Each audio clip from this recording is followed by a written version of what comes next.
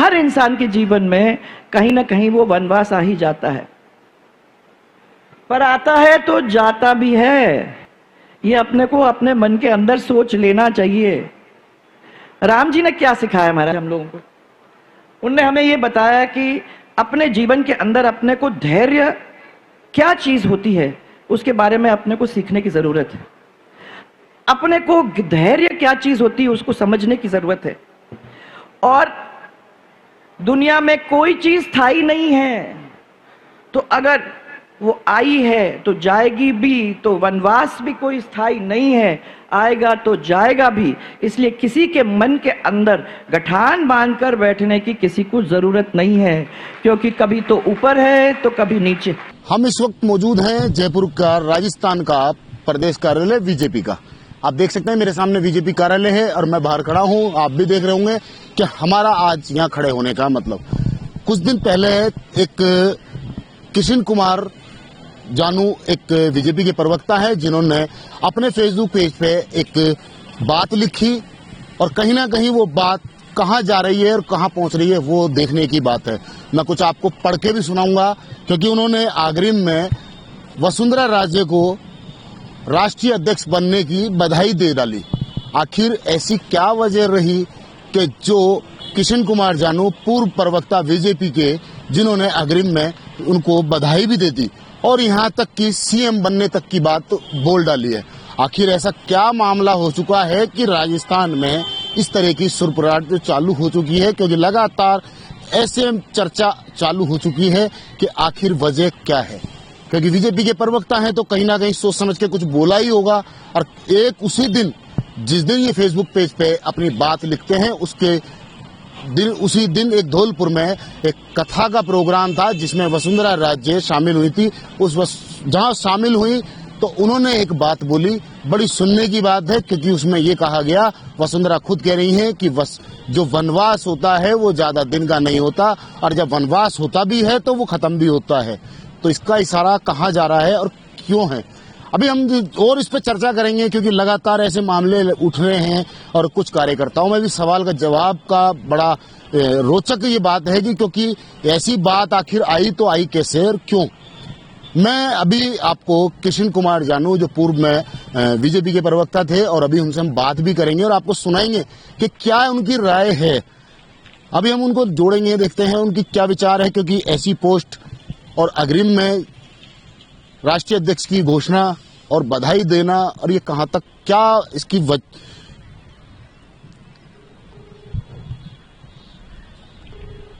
क्योंकि उसी दिन। हेलो भाई साहब, नमस्कार। हाँ जी, नमस्ते। किशन कुमार जी, इंडिया दस्तक न्यूज से बात कर रहा हूं, और एक पोस्ट की थी आपने जी फेसबुक पे। आपने लिखा था कि अग्रिम में वसुंधरा राजे को राष्ट्रीय अध्यक्ष बनने की हार्दिक शुभकामनाएं जी, और सीएम तक की बधाई भी आपने भाई, सीएम की दावेदारी तक के लिए उसमें कई चीजें ऐसी लिखी हैं जो सवाल के घेरे में है, और कहीं ना कहीं जो कार्यकर्ता हैं उनमें भी इस चीज की चर्चा होनी चालू हो चुकी है।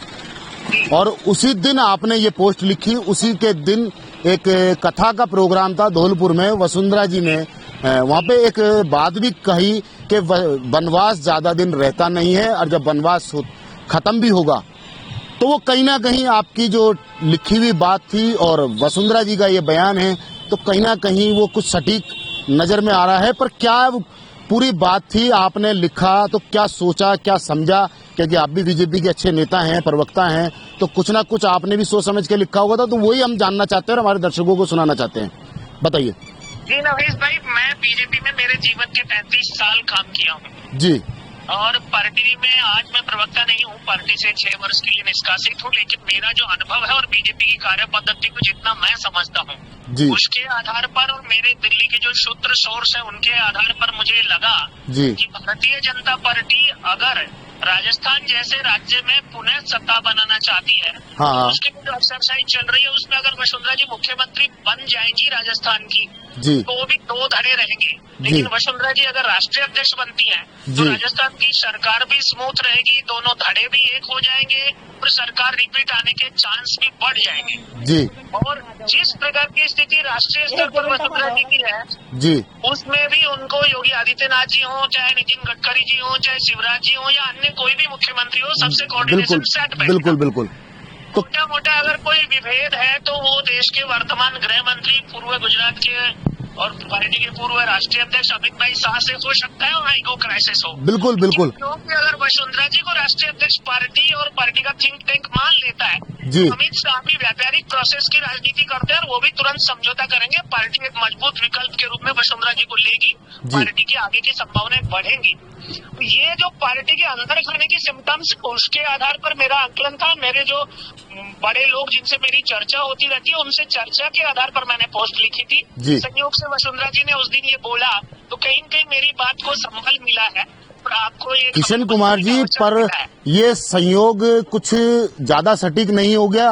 क्योंकि एक तरफ आप लिखते हैं और दूसरी तरफ वसुंधरा जी इस बात की जो बात है, जो वो बोलती हैं कि वनवास ज्यादा लंबा रहता नहीं है और वनवास में आदमी वापस आता है। तो कहीं ना कहीं जो आपकी बात लिखी हुई थी और वो उनकी जो बात बोली हुई थी वो एक ना कहीं वो सटीक बैठ रही है। देखो, मैंने पहला चुनाव जब लड़ा तो वसुंधरा जी पहली बार मुख्यमंत्री बने थे। हम लोगों की हार्ट फ्रिक्वेंसी तो मैच होती है। मेरे मन में जो आया उनकी जुबान पर वो आया।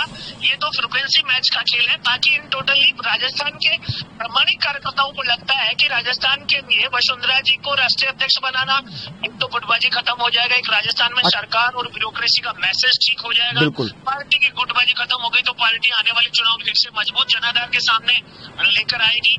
और अगर ऐसा नहीं होता है फिर वो अलग बात है। पर कार्यकर्ता के मन में जो फ्रिक्वेंसी मैच का ही खेल है कि कार्यकर्ता जो सोच रहा है नेता वही बोल रहे हैं। पर किशन कुमार जी, एक सवाल और उठता है क्योंकि उसमें सीएम की जो दावेदारी है वो कहीं ना कहीं आपके द्वारा दी गई जो बात लिखी है उसमें सीएम तक की सीट तक की दावेदारी है।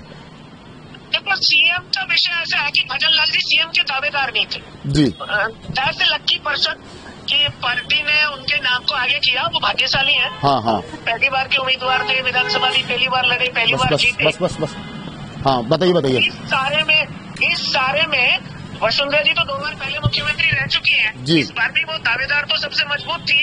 पार्टी के राष्ट्रीय नेतृत्व ने जो फैसला किया उन्होंने चुपचाप उसको सहन भी किया और सहन ही नहीं किया बल्कि उस नाम का अनाउंसमेंट भी किया। तो ये पार्टी का डिसिप्लिन ही है और वसुंधरा जी का अपनी पार्टी के प्रति कमिटमेंट ही है। और उसके अवार्ड के रूप में अगर उन्हें राष्ट्रीय अध्यक्ष बनाया जाता है तो पार्टी का ज्यादा लाभ होगा, पुराने कार्यकर्ता और नए आने वाले कार्यकर्ताओं के बीच अच्छा समन्वय होगा, ऐसा मेरा भी मानना है। वसुंधरा जी के शब्द इस बात की पुष्टि करते हैं। अच्छा किशन कुमार जी, एक लास्ट सवाल होगा मेरा कि आपको 6 साल के लिए पार्टी ने निष्कासित किया, तो ऐसी क्या वजह रही जो पार्टी ने आपके ऊपर ये कदम उठाया? क्योंकि आप पार्टी के लगातार जिम्मेदार साथी थे, तो ऐसी क्या वजह रही जो 6 साल के लिए निष्कासित किया? देखो, इस सारे सवाल का जवाब तो पार्टी की अनुशासन समिति या जिस समिति ने मेरे खिलाफ निर्णय किया वो ज्यादा अच्छे से दे सकती है। हाँ, मैं पार्टी में रहते हुए पार्टी की जो विसंगतियां हैं या कुछ गलतियां हैं उन पर सवाल पूछता हूँ और हो सकता है कि किसी नेता को पर्टिकुलर ये पसंद नहीं हो, क्योंकि राठौड़ साहब ने मेरे बोलने पर एक पीसी की थी और उस पीसी के बाद कहा था कि अगर प्रवक्ता ने ये बोला है तो मैं अध्यक्ष से बात करूंगा और उसके बाद ये नोटिस भी हुआ, मेरा निष्कासन भी हुआ। तो मुझे लगता है किसी न किसी का मेरे काम से दुखी होकर मेरा पीछा करना भी कारण हो सकता है। इसका सही उत्तर तो अनुशासन समिति और ओंकार सिंह जी ही दे सकते हैं। ठीक है साहब, धन्यवाद। हम और भी इस पर चर्चा पे आगे भी आपसे जुड़ सकते हैं। और ठीक है साहब, ये देख सकते हैं ये किशन कुमार जानू थे जिन्होंने अपनी जो बात रखी। शायद उनका जो एक फेसबुक पेज पे जो इन्होंने एक बात लिखना और वहीं उसी दिन एक धौलपुर के प्रोग्राम में कथा में पहुंचना वसुंधरा राजे का और वहीं एक जो बात बोलनी, तो कहीं ना कहीं दोनों चीज सटीक बैठती नजर आ रही है और कार्यकर्ताओं में इसका काफी चर्चा का विषय बन चुका है और सब एक ही सवाल का जवाब ढूंढने में लग चुके हैं। कैमरामैन घनश्याम मिश्रा के साथ मोहम्मद नफीस, जयपुर से।